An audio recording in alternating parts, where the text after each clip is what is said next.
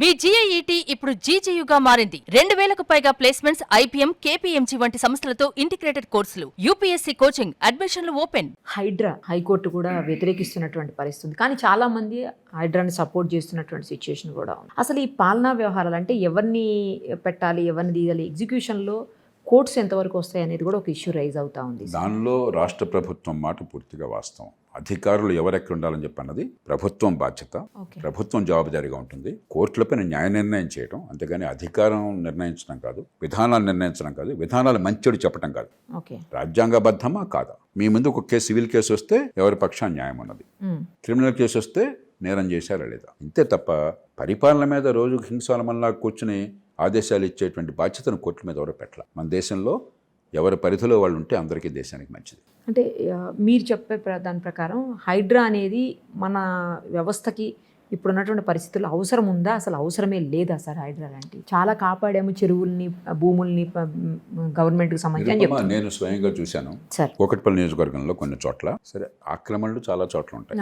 నేనే అప్పుడు నగరం అంతా నా నియోజకవర్గంలోనే కాకుండా ఈ లేక్స్ అన్నింటినీ కూడా ఐడెంటిఫై చేసి వాటికి బౌండరీస్ అన్ని కూడా సర్వే చేయించి దానికి ఏర్పాటు చేయడం ఆనాడే ప్రారంభమైంది. కూకట్పల్లి నియోజకవర్గంలో పూర్తిగా చేశాను. అన్ని చోట్ల కబ్జాలు లేకుండా తంటాలు పడ్డాం. అది ప్రభుత్వం పని, శాసనసభ్యుడి పని కాదు. అయినా కూడా సమాజాన్ని కాపాడాలని చెప్పాను. కొన్ని చోట్ల డ్రైన్ ఆక్రమించి, కానీ కనీసం మామూలు ఆక్రమణ అంటే పోనీ ఎవరికి ఇబ్బంది లేకపోతే పొందాడు ఆస్తి కొట్టేసాడు అనుకోవచ్చు. 3 అంతస్తుల బిల్డింగ్ కట్టారు. డ్రైన్ నిలిచిపోతుంది, వర్షం వస్తే వరదలు వస్తున్నాయి, మురుగైపోతాం. అప్పుడు మున్సిపల్ కమిషనరు ఒక సమర్థుడైన అధికారి, నాతో పనిచేసిన అధికారి, ఈ రంగంలో నిపుణుడైన నగరాల నిర్మాణంలో, ఆయనకి నేను చెప్పాను, ఇది స్థానికంగా ఈ డిప్యూటీ కమిషనర్ స్థాయిలో, ఈ సర్కిల్ స్థాయిలో వీళ్ళు చేయలేరు, రాజకీయంగా బుడొచ్చులు ఉంటాయి, కాబట్టి మీరు ఒక శనివారం ఆదివారం పూనుకుని ఎంక్రోచ్మెంట్స్ ఇలాంటివన్నీ తీసిపారండి అని చెప్పని నేను గట్టిగా కోరాను. ఆయన గట్టిగా మొదలెట్టాడు. అప్పటిదాకా ఉప్పు నిప్పుగా ఉన్న కార్పొరేటర్లు, ఈ పార్టీ ఆ పార్టీ, వేరే వేరే పార్టీలు ఉంటాయి కదా, ఇక్కడ అందరూ కలిసిపోయారు పార్టీలో కూడా. వెంటనే అత్యున్నత స్థాయికి పోయి ముందు ఆయన ఆపించారు. ఒక 4 రోజుల్లో ఆయన బదిలీ చేయించారు. ఈ నేపథ్యంలో పద్ధతి ప్రకారమే పోవడం సరైన పద్ధతి, కానీ ఆ పద్ధతులు ఏర్పాటు కాలా మన దేశంలో. ప్రజా ప్రయోజనాలను కాపాడడం కానీ, ప్రజల ఆస్తుల్ని కాపాడడంలో కానీ మన శక్తి చాలా తక్కువైంది. ప్రజల ఆస్తుల్ని దోచుకోవడంలో వాళ్ళ శక్తి చాలా అపరిమితమైంది. వాడికేమో అపారమైన నైపుణ్యం ఉన్నది. దొంగ రికార్డులు సృష్టిస్తాడు. థర్డ్ పార్టీ కొల్యూజివ్ లిటిగేషన్ అంటారు. ఆస్తి మీది, మీకేమీ తెలియదు, నేను ఆయన ఇది మాదని చెప్పని మాకు కూడా బలుక్కుని తగదు కోర్టుకెళ్తాం. ఉన్నాక డాక్యుమెంట్లు పెట్టి ఫోర్జ్ చేసిన డాక్యుమెంట్లో లంచం ఇచ్చి తెచ్చిన ఏవో ఉంటాయి. మీరు సంబంధం అయితే మీకు తెలియదు కూడా తెలియదు. కాబట్టి మా ఇద్దరి మధ్య పోరాటంగా కోర్టు భావించి నాకు ఆయనకి మధ్య పోరాటంలో నా పరం చేస్తుంది. ఆ డిగ్రీ చూపెట్టేసి నేను వచ్చి ఆక్యుపై చేస్తాను. అక్కడి నుంచి మీరు దాన్ని మీరు తెచ్చుకోవాలని చెప్పంటే మీ జీవితకాలం సరిపోదు. ఇది జరుగుతుంది హైదరాబాద్, వేలాది కేసుల్లో జరుగుతుంది. ఎందరో మధ్యతరగతి వర్గాల వాళ్ళు 10 మంది కలిసి ఒక ప్లాట్లో ఏదో కొనుక్కుని ఒక లేఅవుట్ చేసుకుంటే వాళ్ళకి లేఅవుట్కి యాక్సెస్ లేకుండా చేసి పారేసి వాళ్ళకి గత్యంతరం లేకుండా ఉంటే పథకాలని చెప్పని చుట్టుపక్కల మీరు ప్రహరీ గోడలో మరొకటి కట్టేసి మీరు చేస్తున్నారు. ప్రభుత్వ భూముల్ని లంచాలు ఇచ్చేసి రిజిస్ట్రేషన్ చేసుకుంటున్నారు. ఈ మధ్యకాలంలో పత్రికల్లో వచ్చింది, ఆధార్ కార్డు లింక్ పెడితే దొంగ ఆధార్ కార్డు పెట్టేసి నా పేరుతో మీరు మీ పేరుతో నన్ను రిజిస్టర్ చేసుకుంటున్నాం. ఇవన్నీ జరుగుతున్నాయి. మౌలికంగా దీన్ని మార్చాలనే సంకల్పం కావాలి, కానీ ఆ సంకల్పం లేదు మన వ్యవస్థకు. ఎందుకని? ఎన్నికల్లో ఇంత డబ్బు ఖర్చు పెడుతున్నప్పుడు ఈ డబ్బంతా ప్రధానంగా ఇప్పుడు హైదరాబాద్ నగరం ఉందనుకోండి, ఏమిటి మేజర్ ఇష్యూ హైదరాబాద్ నగరంలో డబ్బులు ఎట్లా వస్తున్నాయి? Real estate. కాబట్టి భూములను ఆక్రమించుకోవటము, భూముల్ని మరి ఇతరుల నుంచి సొంతం చేసుకోవటము, దాని చుట్టే రాజకీయం తిరుగుతున్నప్పుడు, పరిపాలన నడుస్తున్నప్పుడు కొన్ని సందర్భాల్లో కఠినమైన చర్యలు కావాలి.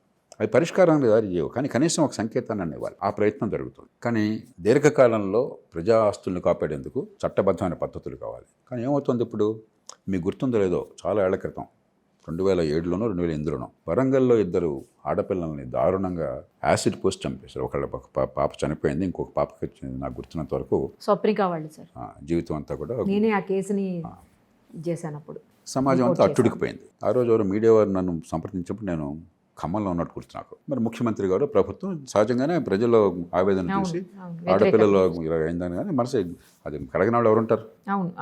అది నా ఇంట్లో నా బిడ్డ కావచ్చు కదా. అమ్మ ఇంటర్వ్యూ చేశాను సార్ నేను. సో ఇంటర్వ్యూ చేశాను. కఠినంగా ఆదేశాలు ఇచ్చారు, వాళ్ళని కాల్చి పారేశారు. అప్పుడు నన్ను అడిగారు మీడియా వారు, మీరు కాల్ చేయడం కరెక్టే అంటారా? నేను చెప్పాను, కాల్ చేయడం సరైనది కాదు. కోర్టు ముందు వాడిని దోషులుగా నిర్ధారణ చేసి 4 రోజుల్లో ఉరిశిక్ష చేస్తే సంతోషపడాలి. వాళ్ళు పోయినందుకు, వాళ్ళు చచ్చిపోయినందుకు మనం కన్నీళ్ళు కార్చక్కర్లా. అంత దారుణాలు కొడుకున్న వాళ్ళు పోవాలి, కానీ ఏ పద్ధతిలో పోవాలి? చట్టబద్ధంగా. ఈవేళ వాళ్ళ దుర్మార్గం నమ్మకం మనందరికీ ఉంది, నేను కూడా నమ్ముతున్నాను.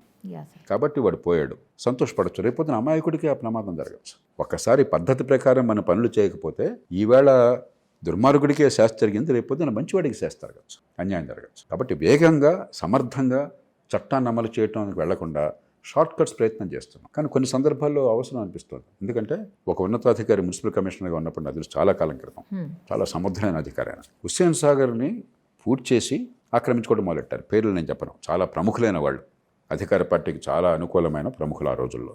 చాలా నేను చెప్పేది ఎప్పుడో 30-40 ఏళ్ళ క్రితం, 40 ఏళ్ళు దాటింది. ఆయన ఏం చేశాడు, 100 మందిని వస్తాదులను పిలిపించేసి వాళ్ళు డబ్బులు ఇచ్చేసి, అరే మొత్తం దాన్ని తవ్విపారేయండి అంటే, ఆక్రమించుకోవడానికి అవకాశం లేకుండా హుస్సేన్ సాగర్లో నీళ్ళలో కలిసిపోతే నీళ్ళు వచ్చేట్టుగా గంటలో చేసి పారేశాడు. దాన్ని రక్షించారు. ఎందుకు అవసరమైంది ఆ పద్ధతి? ఆయన వస్తాదంలో గుండాలను పిల్లల అవసరం ఎందుకు వచ్చింది? ఒక అధికారి ప్రజల్ని కాపాడడం కోసం. లేకపోతే వాడు కబ్జా చేసుకుంటే ఏ కోర్టుకైనా పోయి స్టే తెచ్చే, స్టే అయిన తర్వాత మళ్ళీ జీవితం ఏమవుతుందో మరి తెలియకపోయారు. వాడేమో తన కబ్జాని కాపాడుకోవడం కోసం వాడి జీవితం అంతా వెచ్చిస్తాడు, ప్రాణాన్ని అడ్డుపడతాడు, అధికారులు మందేమని వదిలేస్తాడు. ఇది జరుగుతుంది దేశంలో. అంచేత ఇవన్నీ కూడా ఏంటంటే తాత్కాలికమైన ఏర్పాట్లు, కానీ దీర్ఘకాలికంగా పరిష్కారం కావాలంటే అది ఒక ఆడపిల్ల మీద అత్యాచారం జరిగినట్టయితే వాళ్ళకు ఉరిశిక్ష పడడం కావచ్చు, ప్రజల ఆస్తుల్ని కాపాడడం కావచ్చు, చట్టబద్ధ పాలన వేగంగా సమర్థంగా పనిచేసి ప్రజాప్రయోజనాలను కాపాడుతుందనే విశ్వాసాన్ని కలిగించాలి. ఈ లోపల ఇవన్నీ తాత్కాలికమైన ఏర్పాట్లు. Right sir, thank you sir. చాలా విషయాల మీద విశ్లేషించారు. Thank you so much sir. Thank you.